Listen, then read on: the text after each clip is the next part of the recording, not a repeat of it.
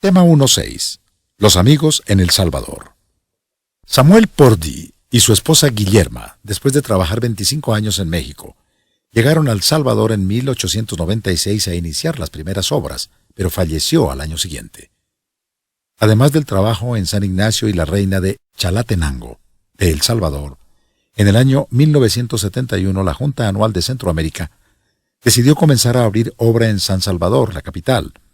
Para esto enviaron como misioneros a Amado Ruiz Castillo, su esposa Argelia y su hijo David. Ellos comenzaron aquella dura labor, la cual fue prosperando hasta que se desarrolló con buenas proporciones.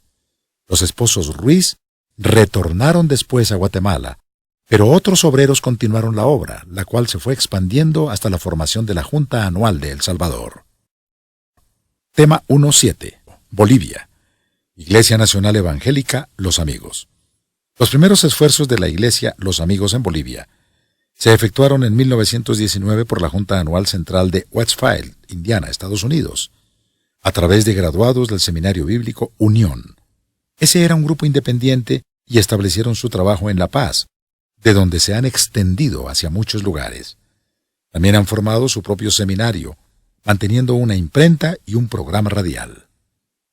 El origen de la Iglesia Nacional Los Amigos, INELA, puede situarse en el joven Juan Ailón, nieto de un sacerdote católico, pero educado en una escuela metodista en La Paz.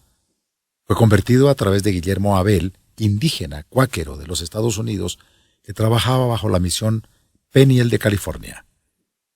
Guillermo Abel hizo arreglos para que Juan Ailón se preparara para el ministerio en Chiquimula, Guatemala, de donde volvió en 1924 con su esposa Tomasa Valle, para iniciar obra en Bolivia, siendo sostenidos por las iglesias Amigos de Guatemala.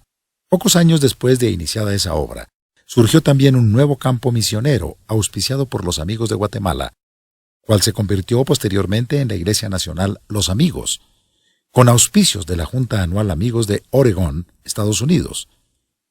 Es de estos dos esfuerzos misioneros del que surgieron 6 grupos que mantienen el nombre Amigos y otros 4 que cambiaron su nombre, pero son originarios de los Amigos y mantienen muchas cosas en común con el resto de los Amigos. Los grupos que mantienen el nombre Amigos son: 1. Iglesia Nacional Evangélica Los Amigos INELA, iniciada en 1924, en el 2001, constaba de 211 iglesias y aproximadamente 7.500 miembros. 2. Iglesia Evangélica Amigos Central, iniciada en 1919, consta de 60 iglesias. 3. Iglesia Misión Boliviana de Santidad Amigos, iniciada en 1921 y originada de Amigos Central, consta de 513 iglesias y aproximadamente 25.000 miembros en 2001. Es la más grande y con mayor crecimiento en Bolivia. 4. Iglesia Evangélica Unión Boliviana Amigos, iglesia conservadora surgida de la Iglesia Nacional Los Amigos, consta de 3 distritos. 5. Iglesia Evangélica Los Amigos Profecía, que consta de 3 iglesias. 6. Iglesia Cristiana Los Amigos, que consta de 3 iglesias. Los grupos que no mantienen el nombre Amigos, pero que tienen el mismo origen. 7. Iglesia Nacional Evangélica Seminario Bíblico, originaria de Amigos Central, surgió en 1942. 8. Iglesia Nacional Evangélica La Estrella, tiene 6 distritos. 9. Iglesia Evangélica Estrella de Belén, tiene 22 iglesias. 10. Iglesia Evangélica Boliviana, es la que surgió en 1946 a través del esfuerzo de Juan Ailón. Tema 1.8. Iglesia Nacional Evangélica Los Amigos. Perú.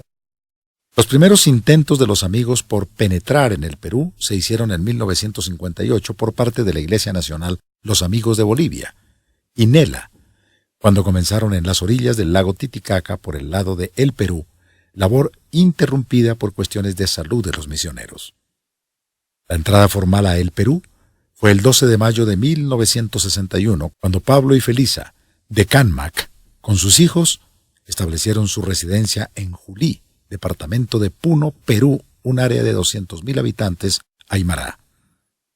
En junio de 1969 se dio uno de los pasos más grandes, la fundación del Instituto Bíblico Los Amigos, que es más bien un instituto de enseñanza por extensión, de modo que la escuela llega hasta los líderes, en vez de esperar que éstos vengan a ella. un comité especial ha preparado los libros de texto en Aymara. Capítulo 2. El movimiento pentecostal. El avivamiento de Azusa. Este tema, que divide a la Iglesia, se trata con objetividad. Es una realidad en la historia de la Iglesia, amada por unos, rechazada por otros. Tema 2.1.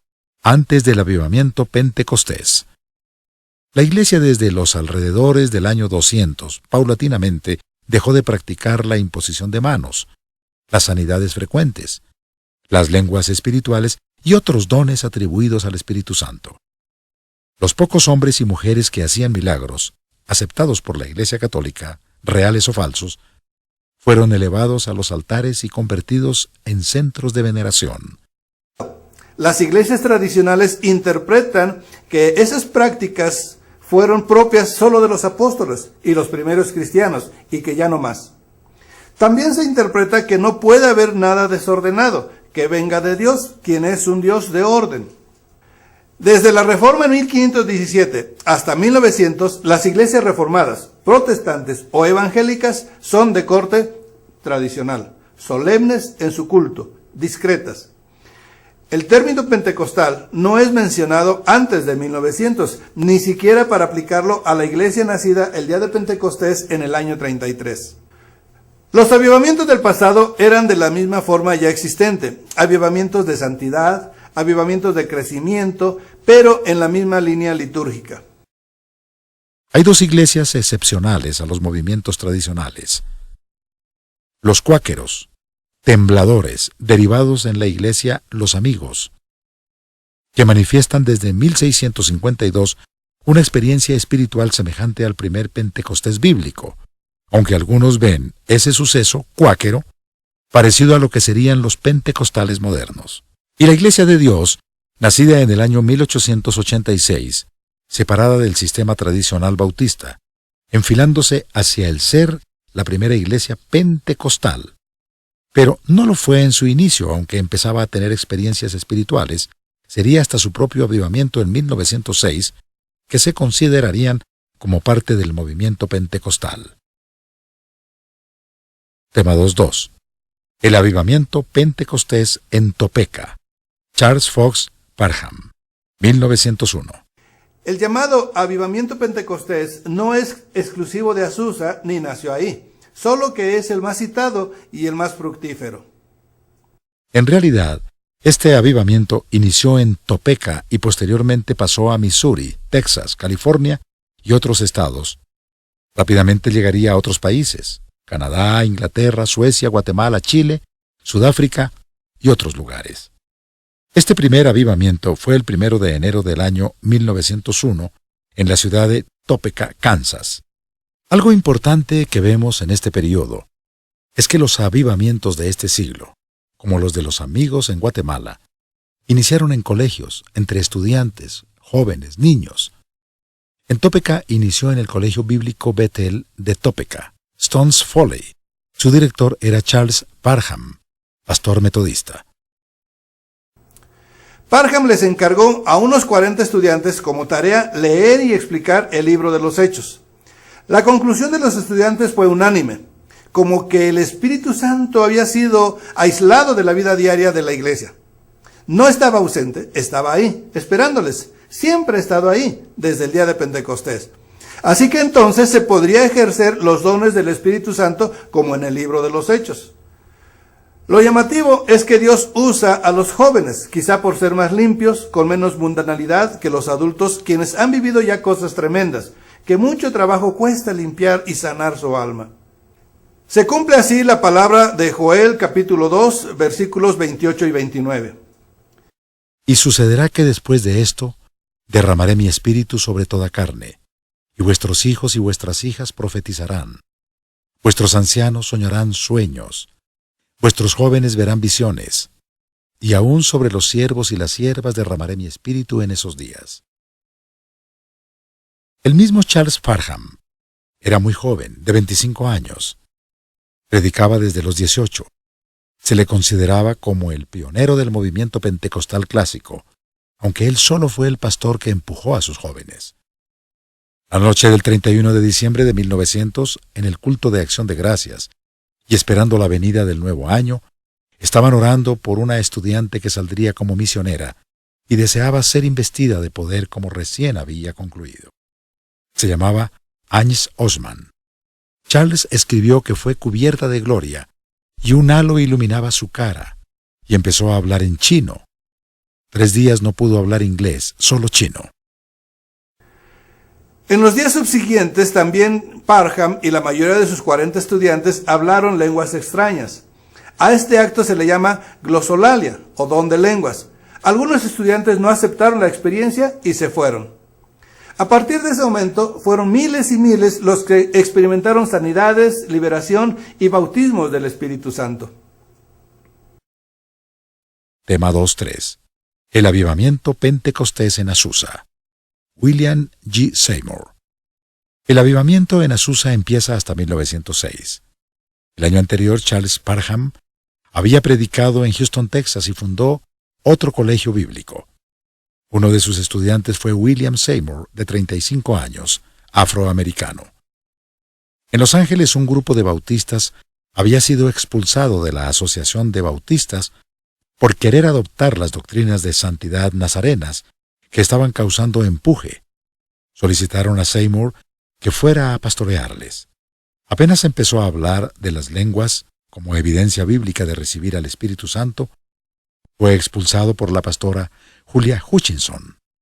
Seymour y la mayoría de los congregantes, que sí aceptaron el mensaje, se fueron a la casa de Edward Lee, donde oraban por el despertar espiritual.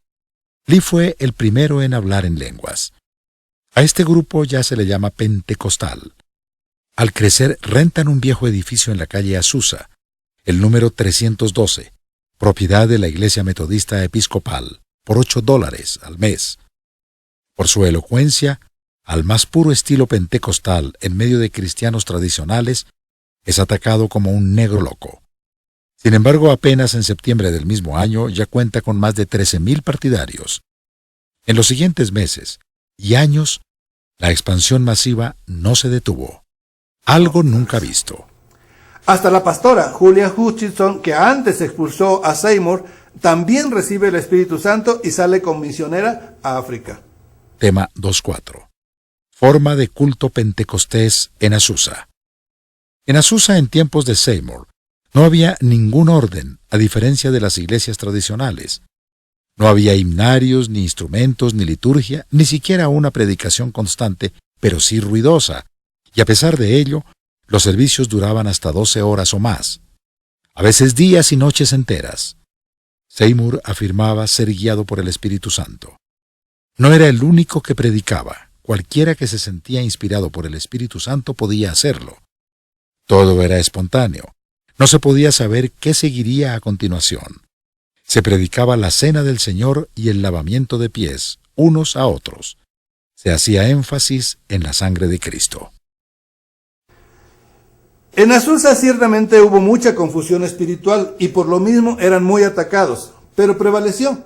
Y poco a poco personas con experiencia fueron ayudando a Seymour a ordenar el gigantesco movimiento.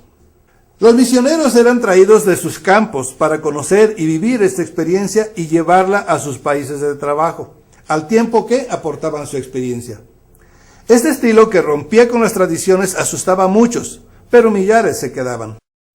Miembros sin ningún cargo salían a la calle con botellas de aceite a testificar y orar en las casas por los enfermos. En las esquinas de las calles se ponían a cantar, predicar y trabajar como voluntarios para ayudar a los pobres. Se produjeron infinidad de milagros. Sin embargo, tiempo después, Parham, el iniciador de este movimiento en Topeka, quedó horrorizado al visitar a Seymour y ver las manifestaciones que al parecer se mezclaban las genuinas con las falsas, observando un fanatismo emocional por la gente que temblaba y gritaba y danzaba y se sacudía. Había gente sincera que recibía dones de Dios, pero también había farsantes, espiritistas. Parte de un relato de Parham. Al hablar de las diferentes fases del fanatismo que hemos encontrado aquí, lo hago con amor y al mismo tiempo con justicia y firmeza. Encontré influencias hipnóticas, influencias espiritistas. Hay muchos en Los Ángeles que cantan, oran y hablan maravillosamente en lenguas, como el Espíritu les da. Y también hay chapurreos que no tienen nada que ver con las lenguas. Después de esto se rompió la amistad entre ambos. Seymour le cerró la puerta de Azusa a Parham. Se conoce a Seymour como un hombre que podía cerrar las puertas a alguien que caía de su gracia, pero nunca llegó a hablar mal de nadie. No podemos ganar a las personas predicando en su contra o en contra de sus iglesias, decía Seymour. Cuando Seymour empezó a declinar en 1911, se fue a Chicago, y uno de los ministros que quedaron en su lugar, William H. Durham, lideró un segundo avivamiento que se le llamó el segundo aguacero de la lluvia tardía. El pentecostalismo clásico nació en Topeka, pero Azusa lo envió al mundo. Es un movimiento que no ha parado hasta hoy.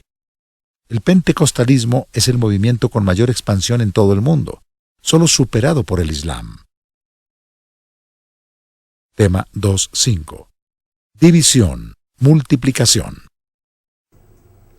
Si alguien quiere que su congregación crezca, piensa en sumar y multiplicar.